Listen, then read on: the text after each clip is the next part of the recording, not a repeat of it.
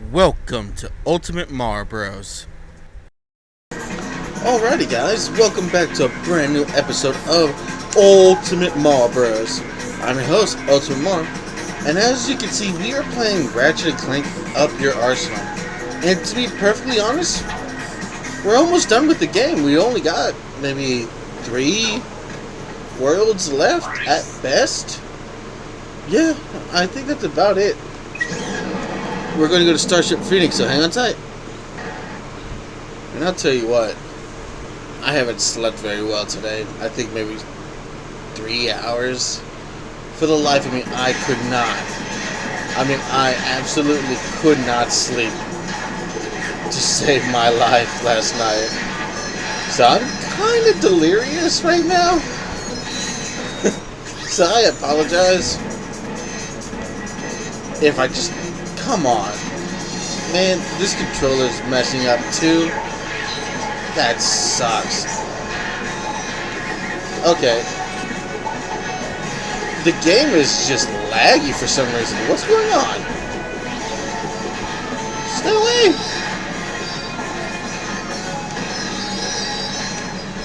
But, anyway, since I haven't really slept, earlier today I was watching on YouTube something called Mother's Basement.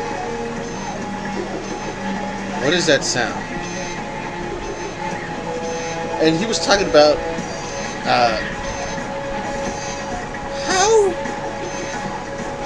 how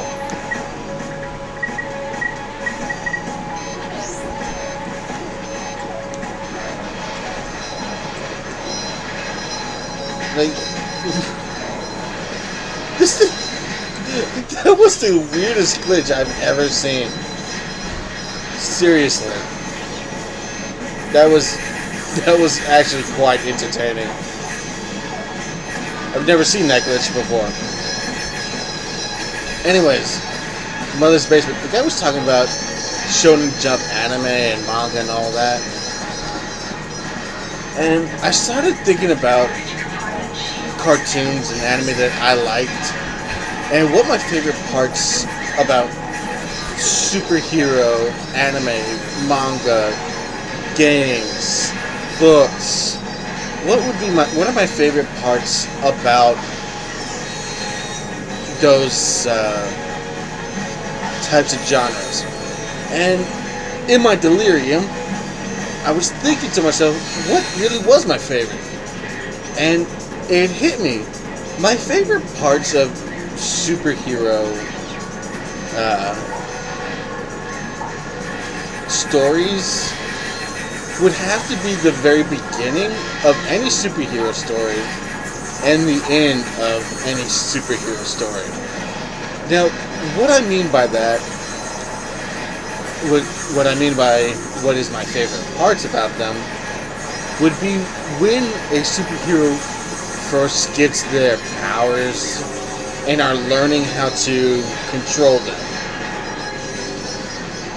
One of my favorite animes that talks about this is called Tokyo ESP, and one of my favorite parts about it is that the main character is a girl, which I think it's great. It shows a respect for girls everywhere to show a competent female lead. Sure, she's a high schooler. That doesn't matter. The fact that she's a competent female lead character is still a really cool thing. And one of the best parts about her is that while she's not only competent, she's intelligent, and she's had training in martial arts, hand-to-hand combat. Her father is a police officer, or was a police officer, so she's got a strong sense of right and wrong, and she understands how to use tasers, how to handcuff the criminal and stuff like that. And I just like seeing a competent female character as a lead. But since I'm talking about superpowers, another thing. Hang on.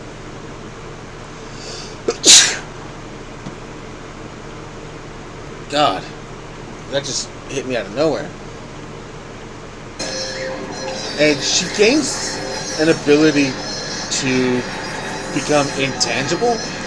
She can go through walls and things. And it's fun since in the first episode, she's trying to figure out how to control it. Because she wakes up sinking through the floor in her house. Not only that, but she's going through her clothes. Hang on. Oh, thank God. That was driving me crazy. Anyways, not only is she going through her floor, she's going through... She can't keep her clothes on because she's going right through them. And one of my favorite parts about it is that she has to learn how to control her powers that she's got now, just to walk around in everyday life without being completely naked. And it takes a lot of mental power and a lot of mental training to understand her powers and all that. And there we go. You suddenly took a sneak time. Well, Hey, fuck you it's too, good to see bitch. you too. Everyone okay? We're fine. We made it just in time. Any luck with the data disk? He says. Al cracked the encryption. The disk contains a complete copy of Nefarious' battle plan. He's going to attack planet after planet, leaving nothing but robots in his wake. Why? The Biobliterator is so well protected. Nefarious doesn't believe we can stop it. Can we? I estimate our odds at approximately 1 in 63 million, give or take. Hey, Wow. That's, not so bad. A Biobliterator is programmed to recharge its power cells after each attack. It's Makes recharging sense. at a base on planet Koros right now. And Ratchet, the next target is Velden. Well, that sure as hell got Ratchet's attention now, didn't it? Man, I am such a menace to this spaceship, I swear. And the reason why I bring up Tokyo ESP is because she's just a confused young lady who has no idea what's happening or why she has this power.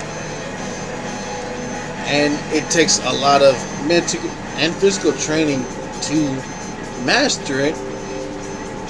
And I really appreciate that.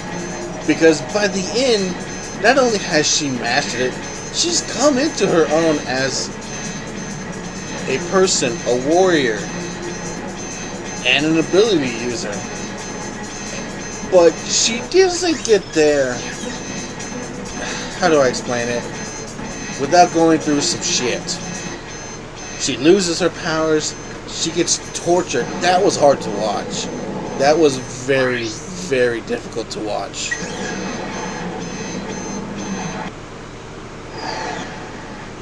Oh wait, was I not recording?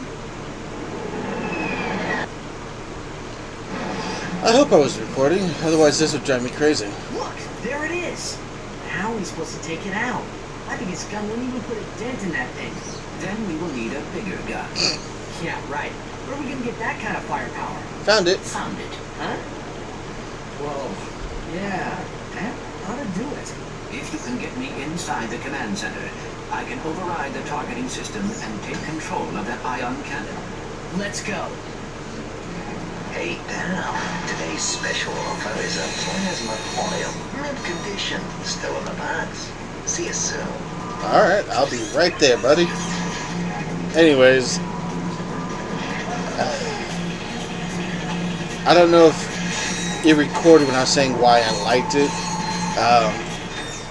but I'll say it again after I get the new weapon. Hang on. Oh, in case you were wondering why I got so much cash now in the game, is in Aquatos there's an area where you meet the plumber and he asks you for sewer crystals. Well, I went and got all of them, and then I did the Quartastic,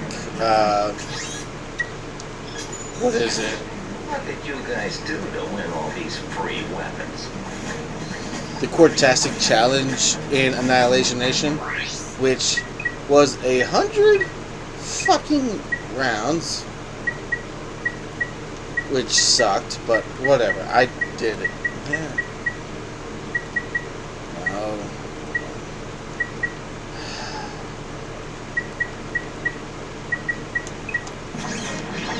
Oops. Let's go back.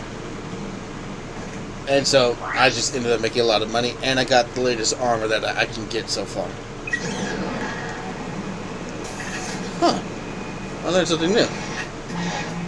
Anyways, one of the things that I really loved about it, in case it didn't get recorded earlier, is seeing how she starts off, while she's a very competent fighter, she understands martial arts, she understands weapons because her father's a cop, she understands how to take down a criminal. What else? Handcuffs. She understands all of those uses, and she's a very competent fighter, very intelligent young lady,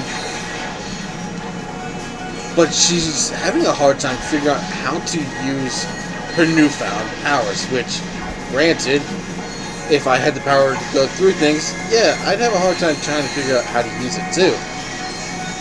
And she's using it to help people, which I think was great for character development.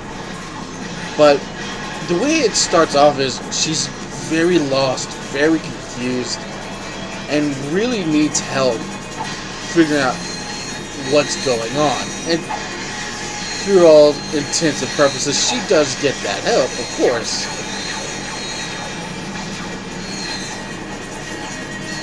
But it just starts off with her being very confused, having no idea what's happening or what to do. And I love how it ends with her coming into her own, not only as a young lady, but as a warrior, as an ability user. She's more confident, she's more sure of herself and what she's doing. And I really love that about it. But it wasn't easy. She goes through some shit, alright? Let's be honest. She goes through some really horrible things. She was downright tortured, man. And torture scenes, I never really care for, whether you're male or female characters. I don't really care for it. I don't like seeing torture scenes. I don't understand it. I mean, I understand why people do it. I don't agree with it. But watching a young lady be beaten to a bloody pulp, being tortured like that because she was trying to save someone and her powers got stolen, that was an incredibly difficult watch. No doubt about that. And I don't recommend watching that scene, honestly. And it not only breaks her physically, but emotionally too. And that's even worse to watch.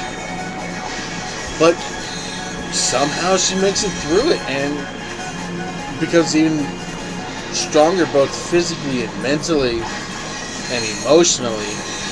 And I just love seeing how a character grows from not understanding themselves or what they are to fully embracing their abilities and their destinies. She fully realizes that with her powers she can save people. She can go through and go into a landslide and save people who are trapped underground, which she's done.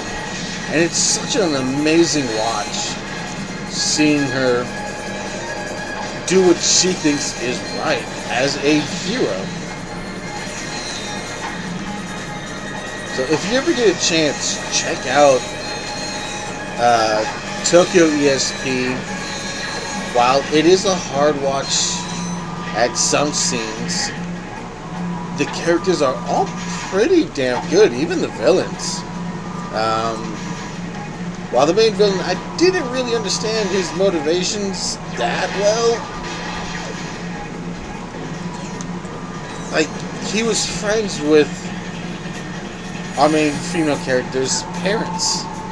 So the fact that he's doing all this to her just makes no sense to me, you know? But another reason why I brought this up is because I wanted to talk about one of my favorite cartoons from 2000. But I'm going to save that for the next video. In case you're wondering, it's Static Shock. That's one of my favorite ones.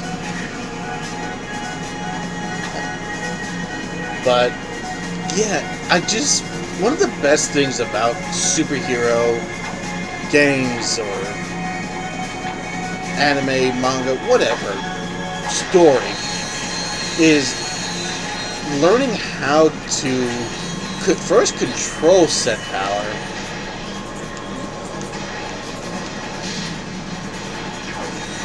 first learning out that you have set power, and then learning out how to control set power. That's pretty much the beginning of any true superhero story, at least.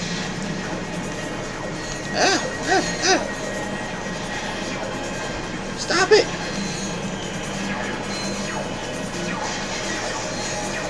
And it's always fun seeing how a superhero type character has grown as both a character and as a hero.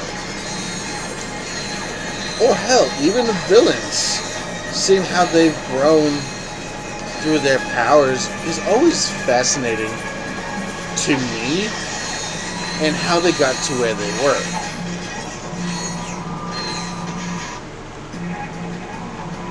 You know, I'm not entirely sure why I'm talking about this specific topic, but I'm having fun with it, and I can't wait for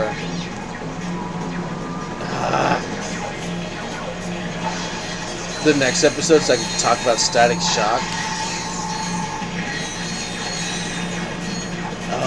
That was a really good show.